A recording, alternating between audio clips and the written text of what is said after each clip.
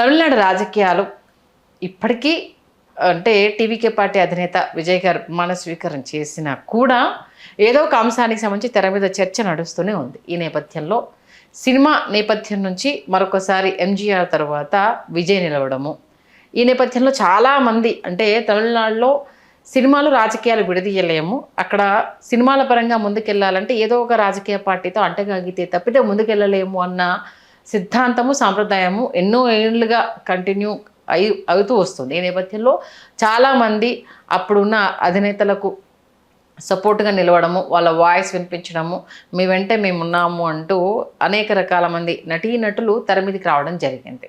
ఎందుకు ఇంత పెనవేసుకొని సినిమా రాజకీయము అనేది తమిళనాడులో ఉంది తెలుసుకునే ప్రయత్నం చేద్దాం. చరిత్రకారులు, సినీ రాజకీయ విశ్లేషకులు చిలక శ్రీకాంత్ గారు మనతో ఉన్నారు. ఆయన మాటల్లో శ్రీకాంత్ గారు నమస్తే అండి. నమస్కారం సంజయ్.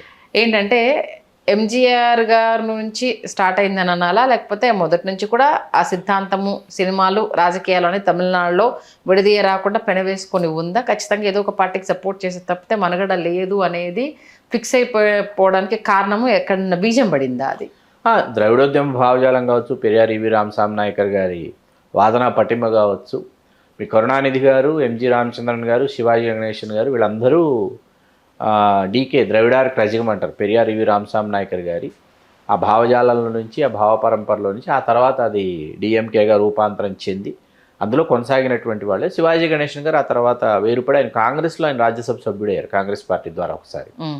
దాన్ని పక్కన పెడితే కరుణానిధి గారు, ఎంజీఆర్ గారు కలిసే రాజకీయాల్లో ప్రయాణించారు. వాస్తవానికి ద్రవిడార్ ప్రజగంలో మరొక ముఖ్యమైన సినిమా నటుడు రాధిక గారి తండ్రి ఎంఆర్ రాధాకృష్ణన్ నాయుడు గారు. ఆయన పెరియార్ ఈవి రామస్వామి నాయకర్ గారికి ప్రియ శిష్యుడు ఆయన. ఎంజీఆర్ గారు ఎప్పుడైతే ఏడీఎంకే ఆరంభించి అన్నాదురై గారి భావజాలాన్ని డిఎంకే కరుణానిధి గారి నాయకత్వంలో వాళ్ళు కొనసాగించలేకపోతున్నారు, నేను దీన్ని ముందుకు తీసుకెళ్తానన్నారు. ఆ ఆవేశంలో నుంచి, ఆక్రోశంలో నుంచి ఆయన వెళ్ళి రివాల్వర్తో ఎంజీఆర్ గారిని షూట్ చేసినటువంటి వ్యక్తి ఎంఆర్ రాధాకృష్ణన్ నాయుడు గారు. ఓకే, ఆ షూట్ చేసి ఆయన రివాల్వర్తో వెళ్ళి షూట్ చేయటం, ఆ రివాల్వర్లో నుంచి వెలువడిన బుల్లెట్ ఆయన గొంతులోకి దిగబడటం, ఆల్మోస్ట్ ఆల్ ఎంజి రామచంద్ర గారు చనిపోయారనే. ఆ బుల్లెట్ ఉండిపోయింది ఆయన గొంతులోనే, అది తీస్తే ప్రమాదం అని ఉంచేశారు ఆ బుల్లెట్. ఆయన ప్రాణాలతో కాపాడటం జరిగింది. ఇట్లాంటి ఒక వాతావరణం అక్కడ కనిపిస్తుంది. ఆ తర్వాత ఎంజీఆర్ గారు, జయలలిత గారు, అదొక ప్రయాణం, అదొక ప్రస్థానం. మీకు వాస్తవానికి ఏంటంటే జయలలిత గారు ముఖ్యమంత్రి అయిన తర్వాత ఏంటంటే, జయలలిత గారు ముఖ్యమంత్రి అయ్యారు అని అంటే ఆవిడకి కొన్ని నాయకత్వ లక్షణాలు ఉన్నాయండి. పార్టీ సిద్ధాంతాల పట్ల, ప్రజల యొక్క మనస్తత్వం పట్ల ఆవిడకి బాగా అధ్యయనం ఉంది ఆవిడకి. కాబట్టి ఆవిడ ముఖ్యమంత్రి కాగలిగారు. అయితే ఆ సమయంలో ఏంటంటే రజనీకాంత్ గారికి, జయలలిత గారికి అసలు పొసగనటువంటి ఇగో క్లాషెస్. పోయిస్ గార్డెన్లోనే వీరి నివాసం, వారి నివాసం. ఇప్పుడు పోయిస్ గార్డెన్లో రజనీకాంత్ గారు షూటింగ్ నుంచి ఇంటికి వెళ్ళాలన్నా, ఇంటి నుంచి షూటింగ్కి వెళ్ళాలన్నా there are so many protocols from chief minister's residence అనమాట. అంత విసిగిపోయి ఒకసారి ఆయన ఏం చేశారంటే, ఆయన ఉన్న ప్రయాణిస్తున్న కారులోంచి దిగి నడుచుకుంటూ కూడా వెళ్ళాడు కాసేపు ఆయన. జనమందరూ రజనీకాంత్ గారి కోసం ఆవిడ వెళ్తారని చెప్పి ఆపారనమాట. ఆవిడ ఇంట్లో నుంచి వెలుపలికి వచ్చి ఆవిడ వెళ్ళాలి ముఖ్యమంత్రి కాబట్టి మిమ్మల్ని ఆపుతున్నాం అని ఆపారు. ఈయన విసిగిపోయి కారులోని దిగి ఈయన రోడ్డు మీద నడుచుకుంటూ వెళ్ళాడు కాసేపు. పెద్ద న్యూస్ అంటే చాలా పెద్ద సంచలనం అది ఆ రోజుల్లో. మన రంగం సినిమాలో సీన్ కూడా దాన్ని బేస్ చేసుకుని పెట్టారు. అంటే నేను బయట నడిస్తే ఎలా ఉంటుందో తెలుసా అనేసి ప్రకాష్ రాజ్ది. అవును, అలాంటి అంటే ఈగో క్లాషెస్ పెరిగి పెద్దవైపోయి ఏమైపోయిందంటే, రజనీకాంత్ గారు అన్యాపదేశంగా ఆయన నర్మగర్భంగా జయలలిత గారిని విమర్శించిన ప్రతిసారి ఏంటంటే జయలలిత గారి తరఫున శరత్ కుమార్ గారు వకాలతో పుచ్చుకుని శరత్ కుమార్ గారు అటాక్ చేసేవారు రజనీకాంత్ గారిని. శరత్ కుమార్ గారు అటాక్ చేయటం, శరత్ కుమార్ గారు విమర్శించటం, అట్లా శరత్ కుమార్ గారు చేస్తుండేవారు. నాట్యమై సినిమా పెదరాయుడు తెలుగులో 94లో ఆ సినిమా సమయంలో జయలలిత గారికి, శరత్ కుమార్ గారికి కూడా విభేదాలు వచ్చాయి. వస్తే వెంటనే శరత్ కుమార్ వెళ్ళిపోయి కరుణానిధి గారి సమక్షంలో డిఎంకేలో చేరిపోయాడు. చేరిపోయిన లోక్సభకు పోటీ చేసి ఓడిపోవడం అన్నీ జరిగినాయి. తర్వాత కరుణానిధి గారు ఆయన రాజ్యసభకు నామినేట్ చేశారు శరత్ కుమార్ గారిని. శరత్ కుమార్ గారు అక్కడ రాజ్యసభకు నామినేట్ అయ్యారు. అయిన తర్వాత 96లో మీకు రజనీకాంత్ గారు ఇచ్చినటువంటి స్టేట్మెంట్, మీరు ఈసారి డిఎంకేని గెలిపించుకోకపోతే ఈ రాష్ట్రాన్ని దేవుడు కూడా కాపాడలేడని చెప్పి ఆయన ఒక స్టేట్మెంట్ ఇచ్చారు. శరత్ కుమార్ గారు రజనీకాంత్ గారు ఇచ్చారు. ఓకే, డిఎంకేకి ఫేవర్గా ఇచ్చారు. జయలలిత గారు వ్యతిరేకంగా ఇస్తే ఆ ఎన్నికల్లో జయలలిత గారు ఓడిపోయారు. కేవలం రజనీకాంత్ గారి ప్రకటన వల్లే జయలలిత గారు ఓడిపోయారని అభిమానులందరూ విశ్వసించారు. అప్పటి నుంచి రజనీకాంత్ గారు ఇంకా రాజకీయాల్లోకి రజనీకాంత్ గారికి రావడమే ఈసారి డిఎంకేకి అవకాశం ఇచ్చారు. ఆ తర్వాత ఇంక రజనీకాంత్ గారు ప్రత్యక్ష రాజకీయ పార్టీ పెడతారని ప్రతి ఎన్నికల సందర్భంలో అభిమానులు హడావిడి చేయడం మొదలుపెట్టారు. 2021 నాటికి ఆయన పార్టీ పెట్టినంత పనిచేసి ఆరోగ్య కారణాల వల్ల నా వల్ల కాదని చెప్పి ఆయన వెను తిరగడం మనకు తెలుసు. మన కార్తీక్ కూడా ఒక పార్టీ పెట్టాడు, తెలుసా మీకు? కార్తీక్ కూడా ఒక పార్టీ పెట్టాడు. తర్వాత మన శరత్ కుమార్ గారు ఒక పార్టీ పెట్టుకుని ఆయన ఎమ్మెల్యేగా ఆయన ఒక్కడే ఎమ్మెల్యేగా గెలిచాడు.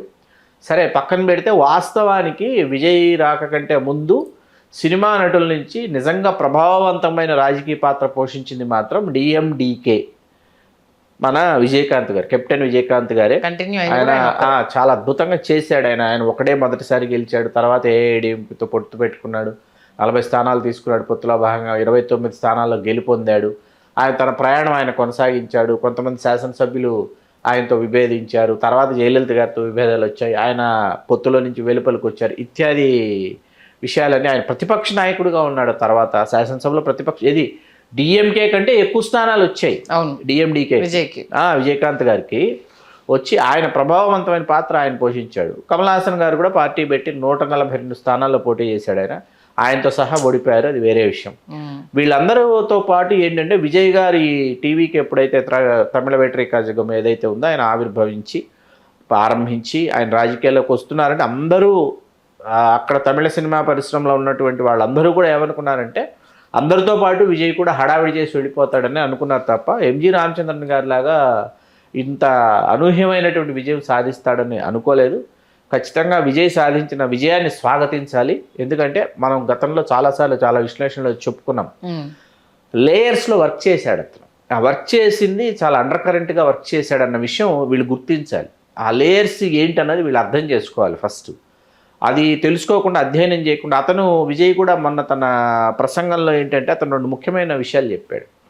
పెరియార్ ఈవి రామస్వామి నాయకర్ గారి భావజాలం ఏదైతే ఉందో, ఆ నాస్తికత్వ భావజాలం ఏదైతే ఉందో దానిని నేను సమర్థించను. అయితే మహిళా సాధికారిత, సామాజిక న్యాయం అని ఏవైతే ఆయన ఆశించాడు పెరియార్ ఈవి రామస్వామి నాయకర్, వాటిని మాత్రం కొనసాగిస్తానని చెప్పాడు.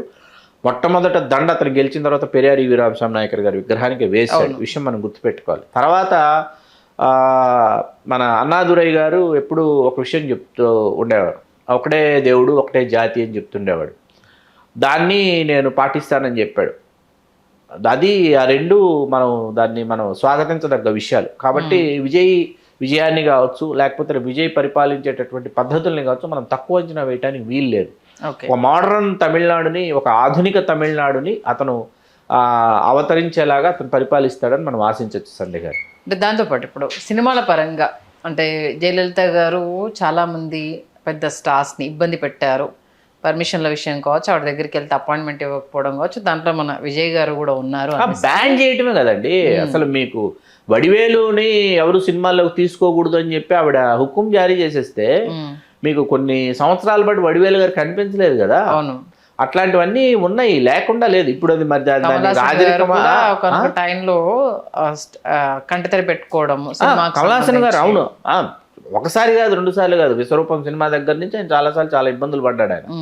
ఆయన అసలు ఎందుకు ఆవిడ ఒక సినిమా నటి, ఆవిడ సినిమాలకు సంబంధించినటువంటి వాళ్ళ మీద ఎంత కక్ష ఏంటి ఆవిడకని చెప్పి కమల్ హాసన్ గారు కంటతడి పెట్టినటువంటి మనం చాలా అదృష్టవంతులు అండి. తెలుగు రాష్ట్రాల్లో ఉన్నటువంటి మన ముఖ్యమంత్రులు కావచ్చు, వీళ్ళకి అర్థం కావట్లేదు. ఏదో పుష్ప 2కు సంబంధించి జరిగినటువంటి సంఘటనని కాసేపు పక్కన పెడితే మిగతా విషయాల్లో మన తెలుగు రాష్ట్రాల్లో ఉన్నటువంటి ముఖ్యమంత్రులు వాళ్ళు సినిమా వాళ్ళకి ఇస్తున్నటువంటి గౌరవ మర్యాదలు ఏమాత్రం తీసిపోయినటువంటి విధంగా ఉంటున్నాయి. చాలా గౌరవిస్తున్నారు, చాలా మర్యాద ఇస్తున్నారు. సరే, 2024 ఎన్నికలకు ముందు జగన్మోహన్ రెడ్డి గారు తెలుగు సినిమా ప్రముఖుల పట్ల ఆయన ప్రవర్తించినటువంటి అనేటటువంటి దానిని చాలా పెద్ద ఎత్తున ప్రచారం చేసి కూటమి అధికారంలోకి వచ్చింది. అక్కడ ఆయన నిజంగా ప్రవర్తించారా, ప్రవర్తించలేదా, మనకు కనిపించినటువంటి విజువలే రైటా, చిరంజీవి గారు కాదని చెప్పిన విషయం ఇక్కడ నేను మళ్ళీ ఒకసారి గుర్తు చేస్తున్నాను. ఆయన చాలా గౌరవించారు మమ్మల్ని, చిరంజీవి గారు చెప్పిన విషయం ఇక్కడ అండర్లైన్ చేస్తున్నాను. వెలుపలికి వచ్చినటువంటి కట్లో, ఆ విజువల్ కట్లో చిరంజీవి గారు ముకులిత హస్తాలతో ముఖ్యమంత్రిని ఆయన ఏదో ఆయన అభ్యర్థిస్తున్నారు అనేటటువంటి అర్థం వచ్చేలాగా ఆయన అభిమానులు రెచ్చగొట్టారు. కాసేపు పక్కన పెడితే అంత క్రితం జగన్మోహన్ రెడ్డి గారు అదే చిరంజీవి గారిని భోజనానికి సాధారణంగా ఆయన స్వాగతించి తీసుకెళ్తాం, తర్వాత తిరిగి మళ్ళీ వెలుపలికి వచ్చి ముఖ్యమంత్రి కదా, ముఖ్యమంత్రి అనేది ముఖ్యమంత్రి అనమాట. అక్కడ వయసులో మనకంటే చాలా చిన్నవాడా లేకపోతే మరొకట ఇంకోటి పక్కన పెడితే చీఫ్ మినిస్టర్ అంతే అక్కడ.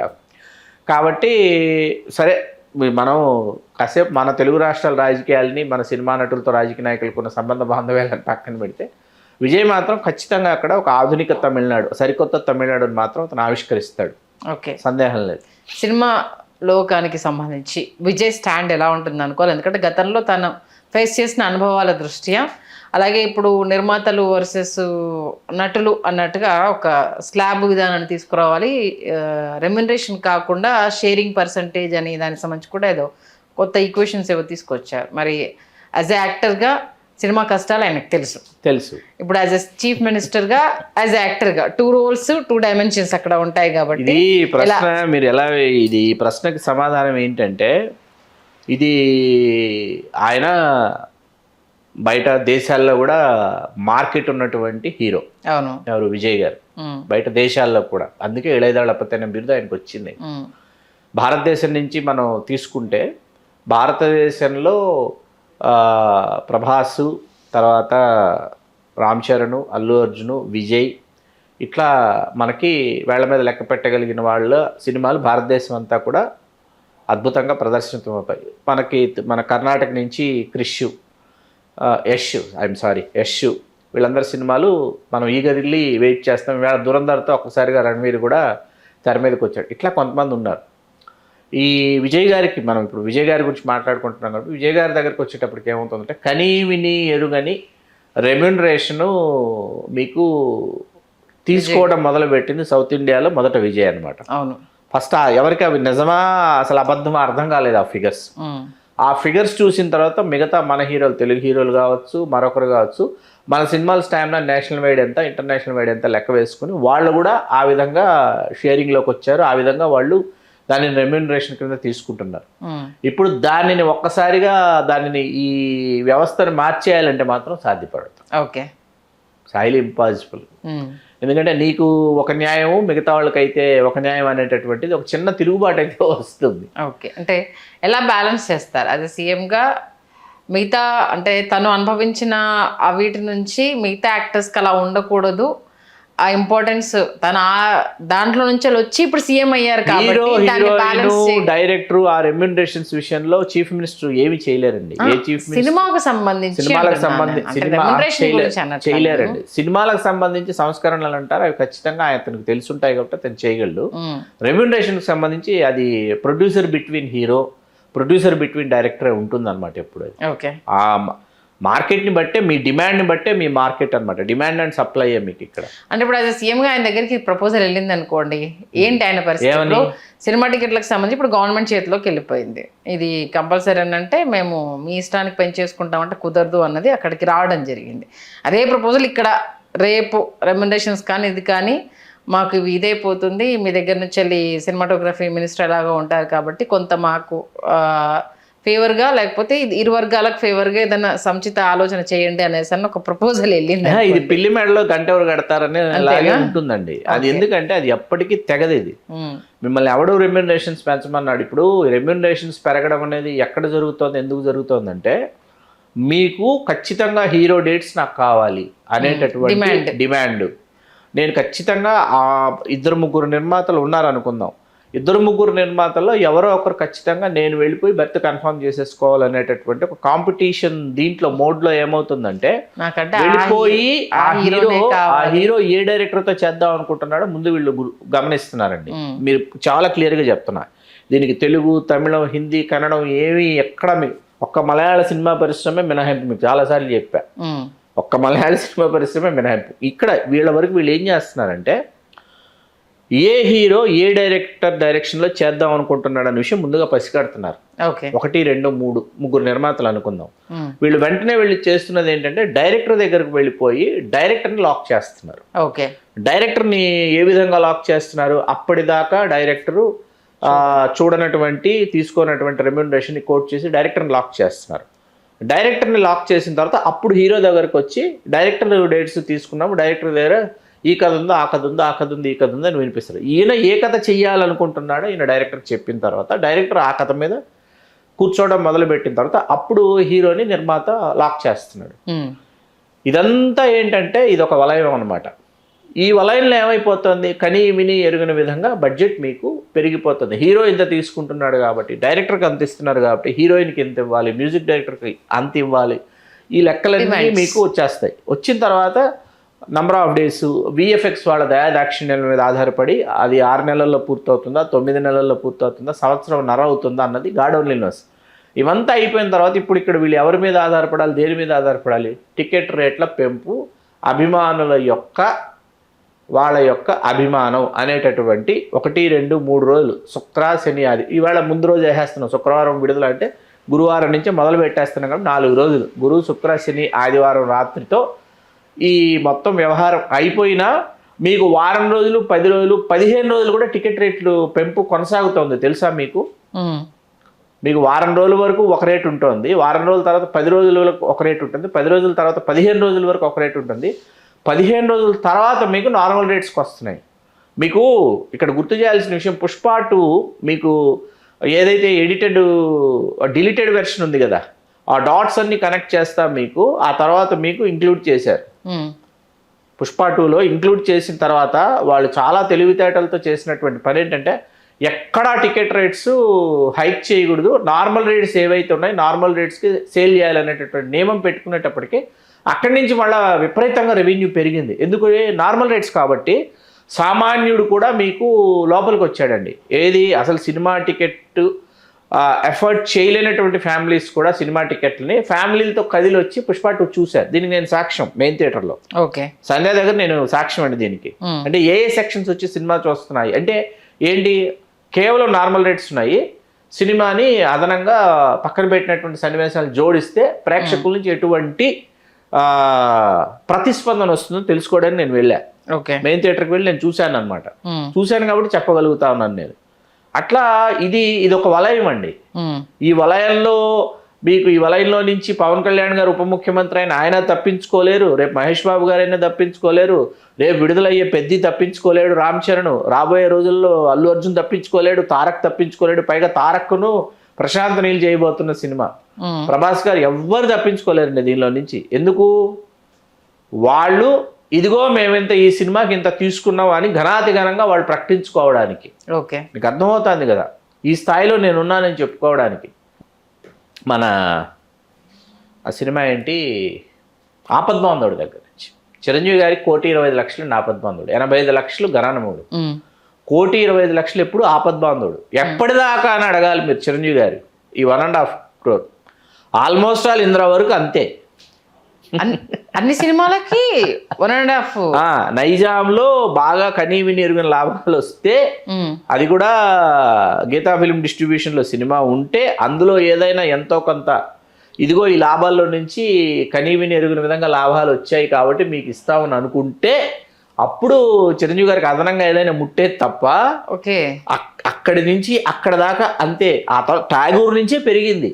ఆ విషయం కూడా ఇతర డిస్ట్రిబ్యూటర్లు చిరంజీవి గారికి వచ్చి చెప్పి, ఏమండి మీరేంటండి మీ రెమ్యూనరేషన్ ఇక్కడే ఉంది, అప్పటి నుంచి ఇప్పటి వరకు ఇక్కడ దాకా ఇలాగే కొనసాగుతోంది, మీ సినిమాల వల్ల మేము డిస్ట్రిబ్యూటర్స్ మేము ఈ స్థాయిలో మేము లబ్ధి పొందుతున్నాం, ఈ విధంగా మీ సినిమా పెర్ఫామ్ చేస్తుందని డిస్ట్రిబ్యూటర్స్ సునీల్ నారాయణ గారు లాంటి వాళ్ళు చెప్పిన తర్వాత అప్పుడు ఠాగూర్ సినిమా నుంచి ఆయన తన పారితోషికం ఓ పర్వాలేదా పెంచుకోవచ్చా అని అడిగి పెంచుకోవడం మొదలుపెట్టింది. ఏది 3CR నుంచి స్టార్ట్ అయింది. అలాంటిది ఇవాళ మన హీరోలు తీసుకుంటున్న రెమ్యూనరేషన్స్ చూస్తే కంపేర్ చేయలేండి సార్. అసలు ఏ విధంగానూ మనం వాటిని అసలు ఏ విధంగా వాటి గురించి మాట్లాడుకోవడానికి లేదు. ఒక సినిమా హిట్ అయితే నెక్స్ట్ సినిమాకి డబుల్ రెమ్యూనరేషన్ కదా, ఇంకోటి హిట్ అయితే ట్రిపుల్ రెమ్యూనరేషన్. సరే ఓకే, డబుల్ చేస్తున్నారు లేకపోతే ట్రిపుల్ చేస్తున్నారు, ఫ్లాప్ అయితే ఫ్లాప్ అయ్యింది, ఆడలేదు. ఇప్పుడు బ్రో సినిమా ఉందండి, స్వయంగా విశ్వప్రసాద్ గారు ప్రకటించిందంటే పవన్ కళ్యాణ్ గారికి ఇచ్చినటువంటి రెమ్యూనరేషన్ ఏదైతే ఉందో రెమ్యూనరేషన్ కూడా తిరిగి రాలేదు బ్రో సినిమా ఎంటైర్ టోటల్ ఏది ఓటీటీ కానీ థియేటర్కల్ కానీ మరొకటి కానీ ఇంకోటి కానీ అన్నీ వేసుకున్న పవన్ కళ్యాణ్ గారికి ఇచ్చిన రెమ్యూనరేషన్ నాకు తిరిగి రాలేదన్నారు ఆయన. ఓకే, ఇప్పుడు ఫ్లాప్ అయింది. ఫ్లాప్ అయినప్పుడు మీ తదుపరి సినిమా మీరు ఎట్లా కోట్ చేస్తారు, ఎక్కువ మీరు ఎట్లా ఆశిస్తారు, మీకు అర్థమవుతుంది కదా. అది లాభాలు వచ్చినప్పుడు షేరింగ్ కావాలని అంటున్నారు. నష్టం వచ్చినప్పుడు చాలా తక్కువ మంది హీరోలు మాత్రమే రియాక్ట్ అవుతున్నారు కూడా. మీకు నేను ఇప్పటికే అండి ట్యాగూర్కి ఆయన పెంచుకుందాం అనుకున్నా. మనం ట్యాగూర్ గురించి మనం ఒక విశ్లేషణ చేసాం, అందులో నేను చెప్పలేదు.